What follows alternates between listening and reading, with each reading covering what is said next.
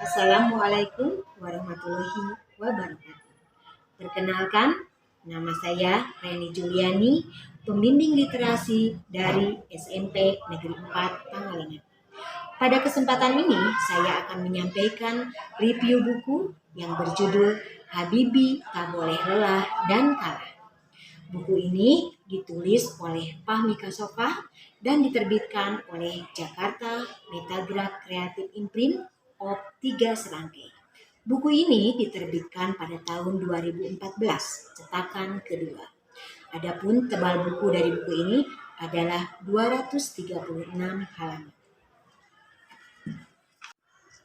Apa peristiwa yang diceritakan di dalam buku Habibie Tak Boleh Lelah dan Kalah?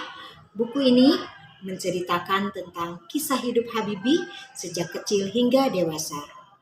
Beliau telah berhasil membuat sebuah pesawat yang menjadi kebanggaan seluruh bangsa Indonesia, yaitu N250 atau Gatot Kaca. Pesawat ini dibuat oleh Habibie sebagai pengabdiannya kepada Ibu Pertiwi.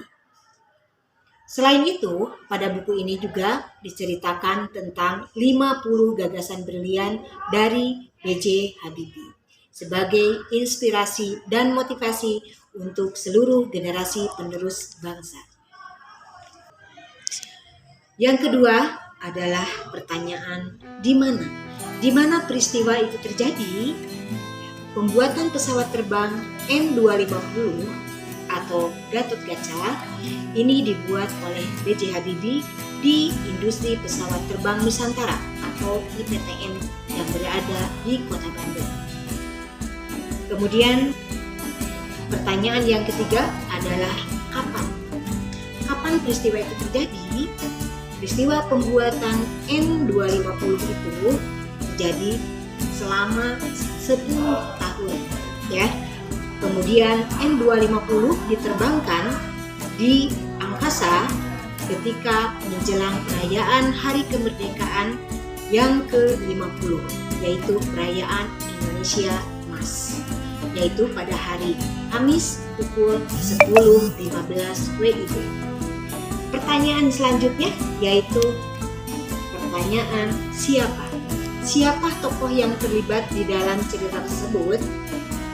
Yang pertama tentu saja Habibie sebagai tokoh utamanya, kemudian istrinya Ainun, selanjutnya ayahnya yang bernama Alwi Abdul Jalil Habibie, ibunya yang bernama. Yang kelima adalah pilot yang menerbangkan N250 yang bernama Erwin Danuwijaya. Yang keenam adalah co-pilot yang bernama Sumarwoto, dan yang keenam adalah Presiden Soeharto yang berjasa besar dalam mendukung pembuatan N250 di IPTN.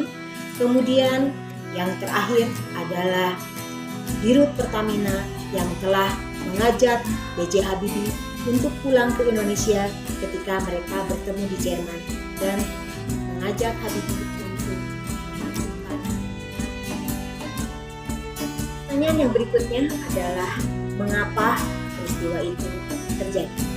Peristiwa pembuatan N250 itu terjadi karena Habibie yang memiliki cita-cita besar dan mimpi tentang pembuatan sebuah pesawat yang maha canggih itu telah membuktikan bahwa beliau menginginkan negara Indonesia ini berkiprah, ya, menerbangkan Indonesia ini di kancah internasional bersanding dengan negara-negara besar yang lainnya yang memiliki teknologi yang.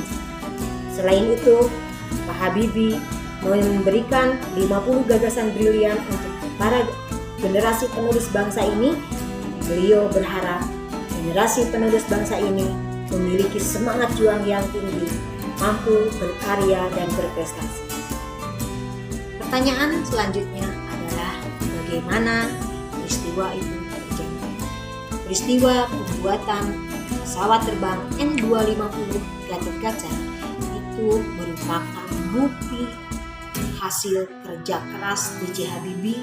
Sejak kecil beliau itu sudah memimpikan dan begitu mencintai ya pembuatan pesawat terbang yang canggih yang dibuat oleh anak-anak negeri di Indonesia ini.